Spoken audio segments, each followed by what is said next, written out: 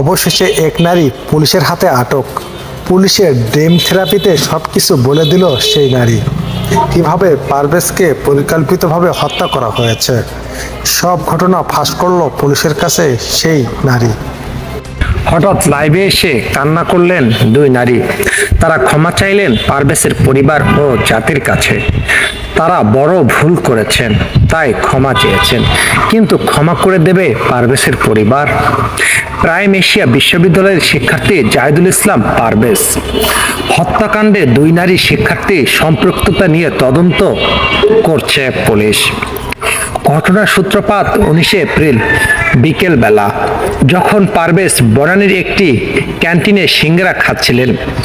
সেখানে university of scholars এর দুই নারী শিক্ষার্থী ফাতেমা তাহসিন ঐশী ও ফারিয়া হক টিনা উপস্থিত ছিলেন।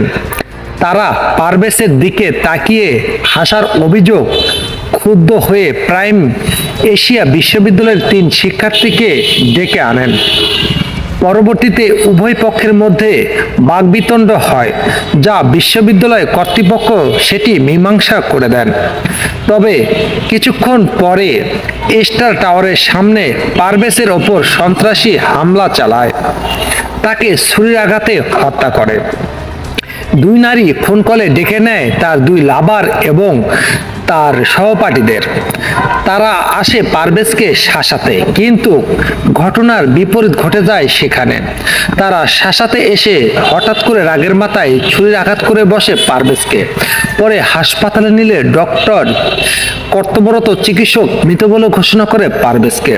এই ঘটনার পর ইউনিভার্সিটি অব স্কলার্স কর্তৃপক্ষ ঐশী ও টিনাকে সাময়িক বহিষ্কার করেন। তবে তাদের গ্রেপ্তারের বিষয়ে কিছু গণমাধ্যম প্রতিবেদন প্রকাশিত হলেও ঢাকা মহানগর পুলিশের পক্ষ থেকে তা অস্বীকার করা হয়েছে। আদালত তদন্ত কর্মকর্তাকে নির্দেশ দিয়েছেন। দুই নারী শিক্ষার্থী ঘটনার সময় উপস্থিত ছিলেন, হত্যাকাণ্ডে ভূমিকা রেখেছেন তারাই, তাই তাদের খুঁজে বের করতে হবে।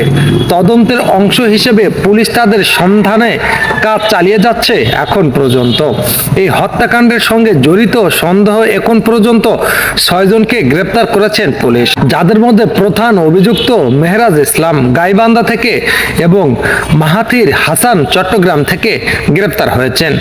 এই ঘটনা শিক্ষার্থীদের নিরাপত্তা এবং বিশ্ববিদ্যালয় ক্যাম্পাস সহনশীল পরিবেশ বজায় রাখার গুরুত্ব পুনরায়